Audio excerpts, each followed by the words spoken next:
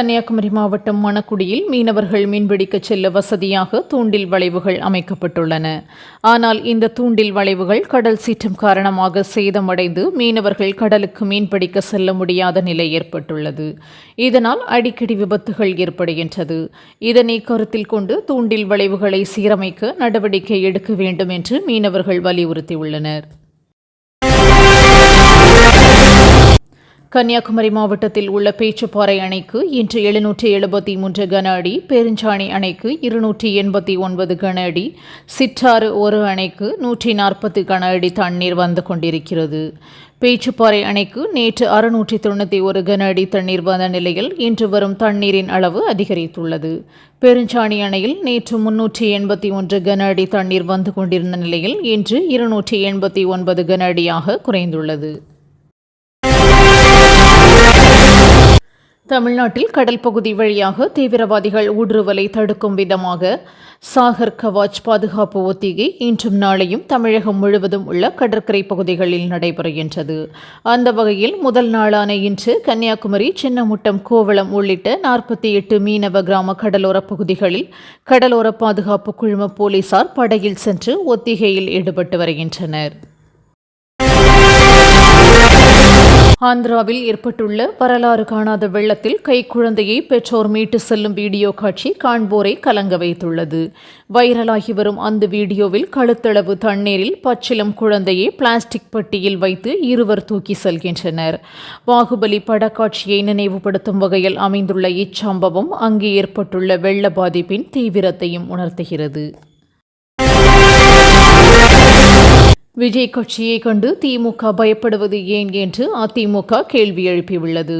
India ஒரு ஜனநாயக நாடு, யார் வேண்டுமானாலும் மாநாடு நடத்தலாம் என்று கூறிய அக்கட்சியின் மூத்த தலைவர் ஜெயக்குமார், திமுகவிற்கான வாக்குகள் விஜய் கட்சிக்கு செல்லும் என்ற பயம் அவர்களுக்கு வந்துவிட்டதாக சாடினார். விஜயை வளரவிடக்கூடாது, ஆரம்பத்திலேயே நசுக்கிவிட வேண்டும் என்று திமுக நினைக்கிறது என்றும் அவர் கூறினார். திமுக கூட்டத்தில் பேசிய அமைச்சர் தாமோ அன்பரசன் விஜயை மறைமுகமாக சாடி பேசினார். கண்டவன் எல்லாம் அரசியலுக்கு வர்றான், ஒரு படத்துக்கு 200 கோடி ரூபாய் வாங்குகிறான். உன் ரசிகர்கள் தானே, உன்மேல பாசமா தானே இருக்காங்க, அவர்களுக்கு இலவச டிக்கெட் தர வேண்டியது தானே. கொடுக்க மாட்டான், ஒரு டிக்கெட்டை 2000க்கு விற்பான். இவங்களா வந்து நாட்டை காப்பாற்ற போறாங்க என விமர்சித்தார். அமெரிக்கா சென்றுள்ள முதல்வர் ஸ்டாலின் நேரம் கிடைக்கும் போதெல்லாம் ஜிம், விளையாட்டு என தன்னை ஃபிட்டாக வைத்துக் கொள்கிறார். அந்த வகையில் சிகாகோவில் திடீர் சைக்கிள் ரைடு சென்று அனைவரையும் வியக்கச் செய்தார். கார் பயணத்தை விரும்பும் தலைவர்கள் மத்தியில் முதல்வரோ சிம்பிளாக சைக்கிளில் கேஷுவலாக பாடிக்கொண்டே ஓட்டிச் சென்றார். பள்ளி மாணவர்களுக்கு அதிமுக முன்னாள் அமைச்சர் ஜெயக்குமார் பாடம் எடுத்த வீடியோ வெளியாகியுள்ளது. அரசியலில் பரபரப்பாக இயங்கி வரும் ஜெயக்குமார் நேற்று திடீரென காசிமேட்டில் உள்ள பள்ளிக்கு சென்று மாணவ மாணவிகளுக்கு பாடம் எடுத்தார். திருக்குறள் குறித்து கேள்வி கேட்டு பரிசு வழங்கிய அவர் மாணவர்கள் லட்சியம் பற்றியும் கேட்டறிந்தார். சிங்கப்பூர் சென்ற பிரதமர் மோடிக்கு புலம்பெயர்ந்த இந்தியர்கள் உற்சாக வரவேற்பு அளித்தனர். மேளதாளங்கள் முழங்க கொடுக்கப்பட்ட வரவேற்பை பார்த்த மோடி உற்சாக மிகுதியால் அங்கிருந்த டோல் அடித்து அனைவரையும் ஆச்சரியப்படுத்தினர். பிரதமரின் இந்த உற்சாகத்தை பார்த்த புலம்பெயர் இந்தியர்கள் மகிழ்ச்சியில் ஆரவாரம் செய்தனர். 2 நாள் பயணமாக மோடி சிங்கப்பூர் சென்றுள்ளது குறிப்பிடத்தக்கது. வட்டாட்சியர் பதவி உயர்வு முறையில் சமூக அநீதி நிலவுவதாக பாமக தலைவர் அன்புமணி ராமதாஸ் குற்றம் சாட்டியுள்ளார். கிருஷ்ணகிரி உட்பட தமிழ்நாட்டின் பல மாவட்டங்களில் துணை வட்டாட்சியர், வட்டாட்சியர் பதவி உயர்வு விதிகள் காலில் போட்டு மிதிக்கப்பட்டு இருப்பதாக அவர் சாடியுள்ளார். இதில் தலைமைச் செயலாளரும் வருவாய் நிர்வாக ஆணையரும் தலையிட்டு சமூக நீதியை நிலைநாட்ட வேண்டும் என்றும் அவர் வலியுறுத்தியுள்ளார். அரசு பேருந்துகளில் பெண்கள் 520 கோடி இலவச பயணங்களை மேற்கொண்டு இருப்பதாக உதயநிதி ஸ்டாலின் பெருமிதம் தெரிவித்துள்ளார். சென்னையை அடுத்த திருவொற்றியூரில் நடைபெற்ற நிகழ்ச்சியில் இலவச பட்டாசுகளை வழங்கி அவர் உரை நிகழ்த்தினார். அப்போது அவர் அரசு பேருந்துகளில் இலவச பயணம் மேற்கொள்ளும் அரசின் திட்டத்தால் பெண்கள் பெரும் பயனடைந்துள்ளதாக குறிப்பிட்டார்.